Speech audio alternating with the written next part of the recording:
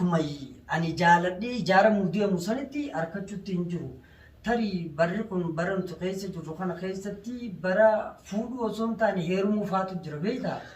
Firraa heerumuuf sitti akkasii na qabate boo iyyansa eegalte jechuudha iyyansa. Akkana na godhee irratti qabee iccitiin harkaa qabu wanti na takka haasofti fuuti sun jabaattee jirti. Inni fuudhaa fuudhuun natti jabaattee.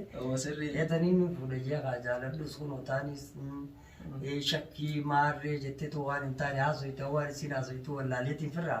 Ani na jiilchee maaliif tanuma sirriitti lubbuun amma wal jaalannu tanaatu as garagalee suuraan telefoona kee keessatti argeeti maal taate maaliif yooniin fuudha fedhe maaliif natti jabaatee haa. Egaa inni Tarii bara kana keessa dogoggoraa fuudhuun kun ijji kanaaf natti ulfaatee firraa heerumuuf anaan jette lubbuu yeroo tokko. amar gurbaa markaa fiiguttiin dhagee karannaa waan dhufe saniitu kana jarjaraan dhabe deene. Awo seetuma fiigichi isaaniitis rabbumaan haa beeku malee ani beeku nama ammaa kana kanneen amanuu qaban. Namoo akka biifaatti haalli isaati saddaa qorachuun jabeenya gaariidhaa fi badaa. Assalamu alaikum warahmatullahi wabarakatuh. Jirtu daawwattoota hordoftoota numaaf miidiyaa shamaa akkam jirtan bakkuma jirtan nageenyi rabbii guddaa isin biraa jiraatu isin jecha ammaas deebinee jirra. Maaliin deebite jechuun keessan hafa hin qabu jechuudha. Wanti deebineeni akkuma beekamu haala keessa jiru haala numaaf keessa jiru quba qabdan ni hubattan jeetiin amana. Tokkoffaa wanni amma deebi'eeni mucaasi silaa ilmi namaa hin amanamu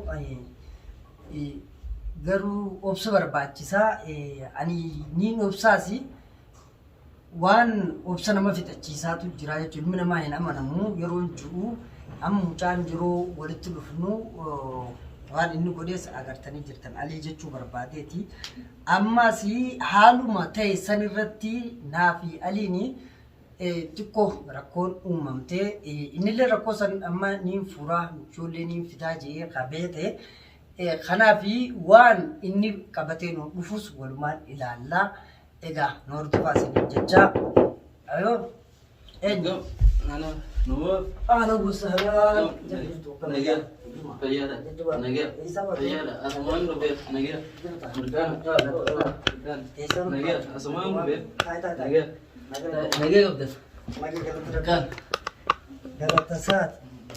Ay maali kaameraan Kamera sama wajjin naasuu jiru nama naasuullee waliin nama waliin naasuullee dhabee jechuudha yaa. Kanaafin kaameraallee kaadde. Isaan ubbaatera dara. Kun akkana amma sumaana soon akkana sibira deemaa jiru. Alii tokko wajjin karaa kana wal agarree. Ayya. Waliin nama waan addaa akkana numaaf shugguutii hundana baafatee akkana inni lolee waa meeqa jeeboo natti hime. Akkam nama shugguutiin abbaafatee. Shugguutiin abbaafatee ati qo'i maaliif shugguutii hundatti baafatta jedha. Kuni gaa hojuma nama teenyaa namni keenya beeytee. Nyaachifatee minaamin jaawata. Amma nyaachifachuu mitii hojiin nama keenyaa ofumaa fi rakkoon sigaaniitii si qomatu beektaa. Amma waan ofii dalage jechuudha dhugaa sanitti dhugaa itti baafadheetiin jira itti baafachuu mi'uu dhoowwuun kee sababni dhoowwee fi akka dhiiratti dhufeetii akka biroo keessa seenee jechuudha haasaa akka hin taane haasaa akka qoosaa haasaa akka ijoollee nuyi kun amma nama gurguddaadha wanni akka qoosatti haasuu hin jirtu beera. Waan goona jennee daaraktuma godhuu nu barbaachisaa jechuudha waan waliin keessa turre tarii beekullee baattu dhaga'uun ooltu. Natti himee naaf inni akkasitti boo haala naafi michiyoon duraan wal jaalan ni beektas haala irraa waliin turre akkasitti naafi isiin erga gadhiifnee immoo bakka tanaa asuu ni jirra wanti isii waliin atilleen maaliif daatarkuutu hin jirtu nama siifeen jira karaa saanaatuutu bakka bu'aan dhugumaa hiriyaa keeti dhuguma inni hiriima kiyya ifirra fuudhee jechuudha. Ifirra fuudhee fidee guyyaa kaan ammoo walumaan kutanii namaan nu bilbiluu jiran hundaanii guyyaa meeqa eenye yeroo bilbilees bas bilbilaas na jalaa kaasee na wajjin haasa'uu hin dandeenye ani isiifis hin bilbillee sababni gaa isa kan hin barbaadu waan ta'eef akkasitti tapha fidee tapha biraa tapha fidee tapha sanirratti osoo deemnu walitti dhufne walii yeroo dhufne immoo qoosuu fidiga haasa wanta taane jalluu natti fidee akkasittiin aarii Waan hawaasa sana magdee karatti agaruu bara haaraan deemaa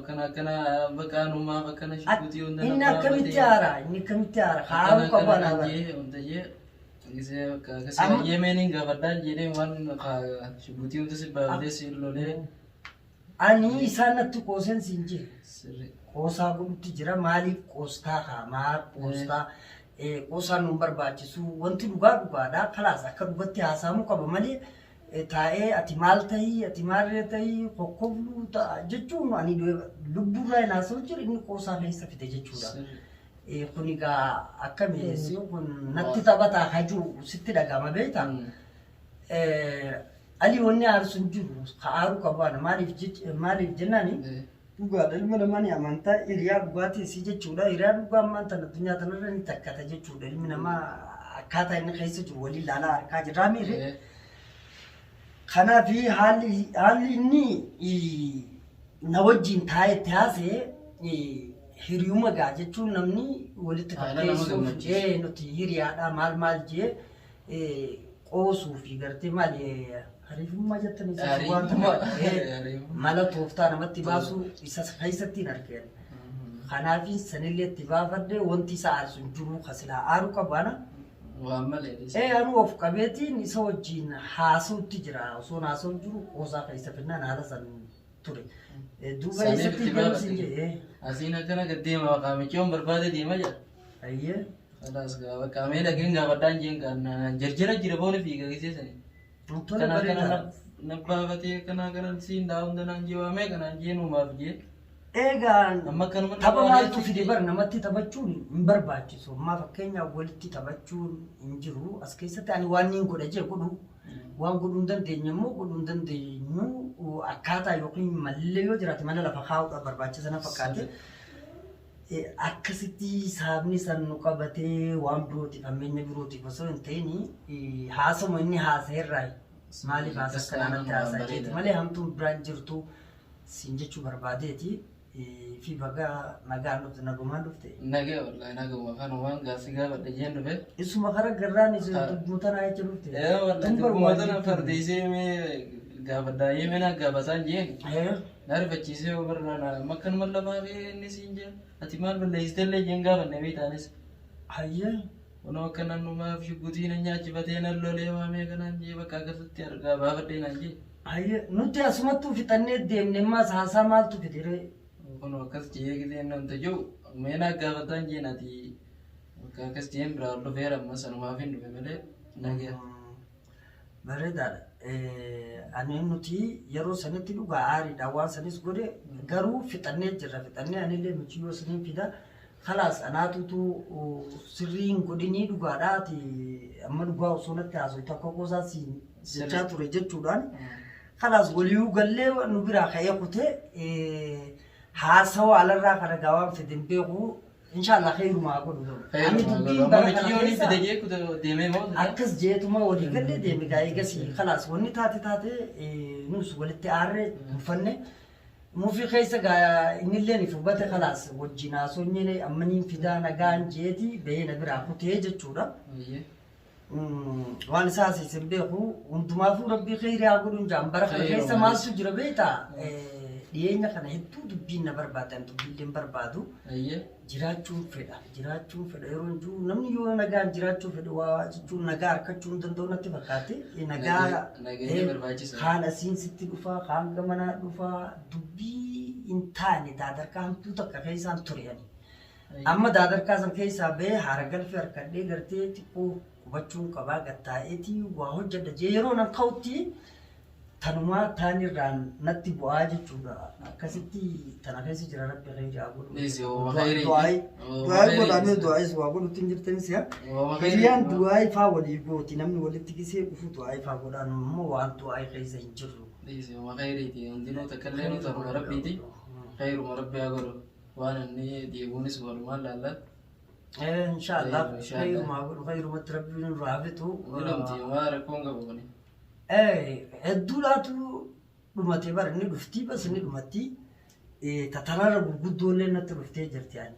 Tatarara gurguddoo hanga jechuun nama meeqa harka keenya dhufee jechuudha ifumaa dubbii fudhatanii nutti hin dhufanii.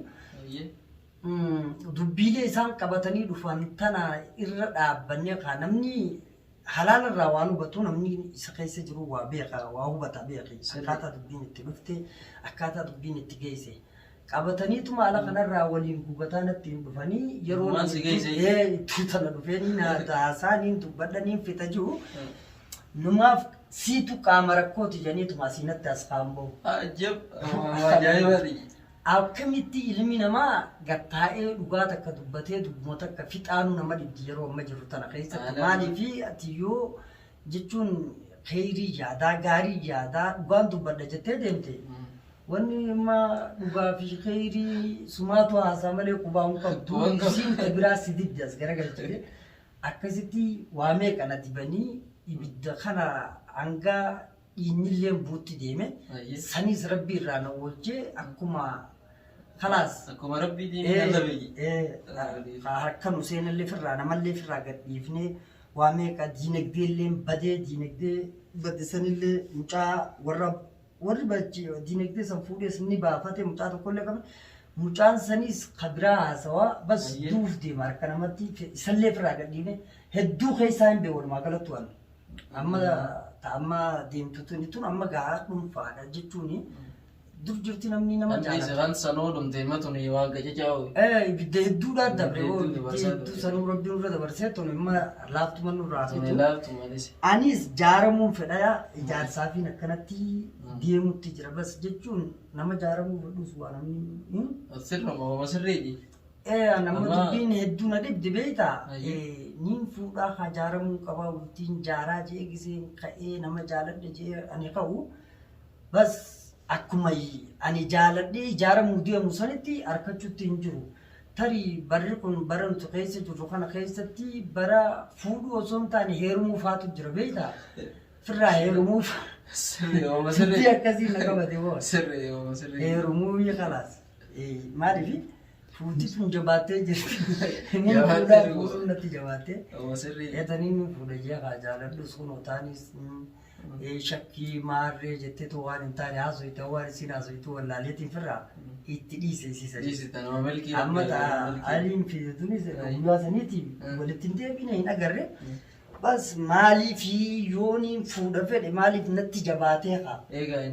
Tarii bara kana keessa dogoggoraa fuudhuun kun ji'a kanaaf natti ulfaatee firraa heerumuu fanaan jette lubbuu yeroo tokko. Egaa fuudhuun biyya jabaattee firraa namaatu heerumaa. Yaada akkasiin naa dhufe maali akkamiin godhan bar waan godhan hin jirtu.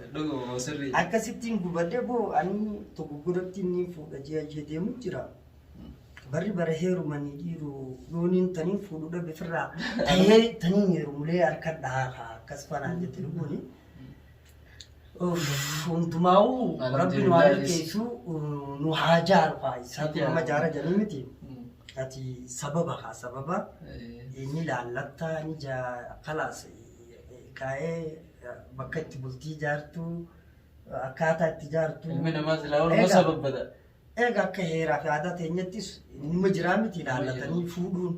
Bas akka heeraa fi aadaa teenya laallanii fuudhuun san rakkoo natti fide ammaan maaliif? Akkam islaamichi yoo naliin fide sun sila akkami walii galtamoo siitaatee jirti. Guyyaa san walii galle anis naa taatee jirti kalaas isiillee ta'ee kalaas ergaatillee multi ijaaruu deemte anis multi ijaaruun fedhaa naan jettee jirti isiin. Asitti geema namni taphatu hin beenyu rakkoon isuma kanaa waliin shakkan guyyuma sanuu ni shakka jeeti jira dhugumaan siinuu jira. Guyyaa sanuu ani shakkiin qabaa jiilaan qabaa garuu ergaati jette siin amanaa kaniin jiru aliiniin akkana jee. Ergenni jee kaas numaan amana jechuufin itti seene malee ani jiilaan irraa qabu mun kun maali beektaa ani maarree jaanisuma. Namni akkuma Oromoon jette namni guyyaa teeba arge halkan wanta dheeyisaa san. Guyyaa bofaa arge halkan teeba dheeyisaa sanii. Akkasi jiilaa qabdaati. Ani na jiilchee maaliif tanuma sirriitti lubbuun amma wal jaalannu tanaatu as garagalee suuraan telefoona kee keessatti arge ati maal taate ani waan haasoftu hin beeku. Suurri telefoona kiyya keessa suurri ni dhufa telefoona keessa akka fedhattuu dhufa bar suurri abbaa fedhe. Amma suurri san nama facaasuun qabu jechuudha. Maaliif karaa waasaappiin dhufaa, karaa iimoon dhufaa, suurri fiifaa akkanuma deemee kan dhufee telefoona kan guutu jira. Suura sana agarsiiftu malee illa waamee qaban waliin taphannee iccitii meeqa jechuudha. Hanga biyyatti waa tolfachuudha. Asitti hin dhaabbanne naannoon sanii. Akkasitti boodarra suuraan arkeen seenjira keetirratti sabanteen agarsiiftu malee ani suura isiin agartee isin agara sagalee isiin agartee eegaa waan hin jirre shakkii jechuudha. Tarii namaa tokkos goggoodha. Tarii shakkuma ta'a. Duuba shakkitu seesaan fidaafan waan hin jirre hin jiru yoo hin jenne hin amantu. Akkasitti maali gaara keessa kaatee iyyansa eegalte jechuudha iyyansa. Akkana na godhee irratti qabee iccitiin harkaa qabu wanti la takka haasofti.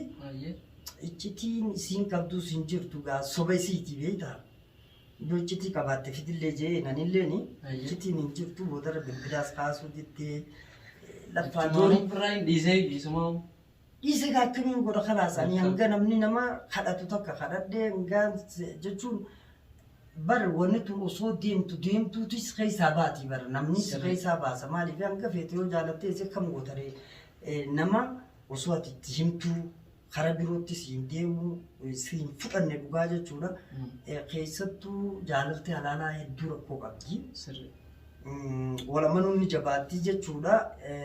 Akkasitti naaf isiin sanillee adda gargar kaanee yeroo isiin aliin isii tana fidullee magartuu fidu ani shakkeen je shakkee khalaas boo annumaan shakka hedduun amanu jira kana dhugumatti hin amanne sababni yoo asitti waan feetan jechuun maali waan michoosa wajjin kaayanne waan gurguddaadha akka sirriitti waliin dhufne akka sirrii waliin kaayanne waadaallee gallee waadaa suuraa namaa aliin kun garuu nama wantaati miti sumoota bicha wanta jaamalee garuu nama fida eegi booddeen nu san rabbi beeka ani hin beeku nama amanamaadha inni saahiba kiyya anu amanamuma jeetiin itti seenan siin jee amanamummaa amaanaa namni jechuun ka amanamu rabbuma bas sababa haa niin amanaa kalaas isa yoo ta'e kalaas jechuun ofirraa gabbuuseetiin itti seeni malee osoo isa ta'uu baatteettuun seenu sababni itti seenne michoosantuutu garaa namure amma jaalala waan jantanaa obbo takka takka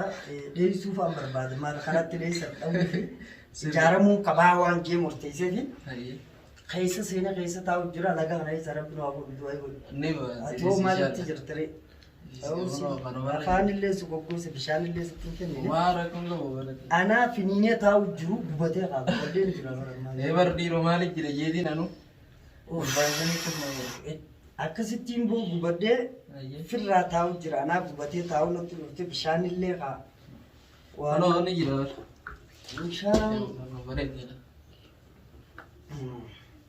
bishaan naasii fida kanaa miti kun fokkotaadha alloo yaa rabbi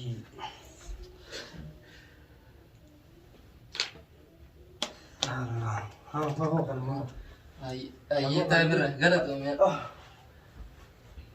awon maal teenyaa miti siinuu nutti eessa jirti inni nurraacha haa'uuf haa'uu haalimee gubannee jira ani numaan daadarkaa hin beeku waan isiiti Kone kaca jakanumaa akka takka isa dabarteessan yoo laalte manumaa tana laaftuudhaan jaawwan. Isin sanirraa laaftuma jaanii garuu laaftuun taatu kaa ati jaalatteen beektu ati. Dhuguma jaalalti hamtu hoo jaalaltiin. Khalaas gaa jaalala naa qabdi jaalalti naa qabdi anta jaaladhus dhabe haarawatti jaaladalti haarawatti seene jechuudha ammaasi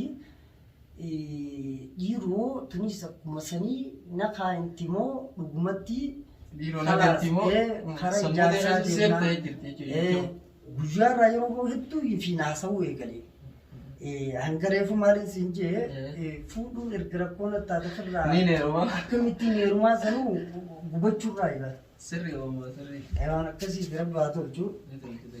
Aboo jabaadhaa gaa namuma jiruutuutu kaa bultii namaallee ijaara. Akkasuma silaayis. Waa bara kana jechuun lafti jiruutu nutti waa namni naman ijaaru fakkaata bumaa fi ijaara. Bas abbaaniif ijaaruu ani dadhabeetiin jira gaafillee ijaaruu rakkadhee beeku. Maa rakkoon qabu lakkii. Boo karakkatees rabbi qabai. Karakkatees rabbiin uma qaba garuu hundaa'u namuma rabbumaa jira. Akkam ta'a. Takkaallee yoo ta'u rabbiiti. Isuma santu rabbu qabanne. On jaaras isaan ijaara amma namni lafa jiru tanatti namni nama jaaru jiru jedha abbaa fi afaan Sirri. amma afaan kana wallaaleen si'aanii safa waan beeku rabbuma naa haraara naa deebisu wadde hoo yakuma artiis ni qofal taasoo Fitina hamtuu si qabate boo. fitnaa hamtuullee tajaajiba hin beeku an jaalatullee duuba Amar gurbaa markaa fiiguttiin dhagee karannaa waan dhufe saniitu kana jarjaraan dhafe deemani. awo seetuma fiigichi isaaniitis rabbumaan haa beeku malee an hin beeku bona mammaa kana kanneen amanuu qaban Ilmi namaa sillaayis bara. ها أمانو سينكبو بس أكاتا نما نمان قالوا هدو نركني جران Dhiisi milkuma rabbi olaati.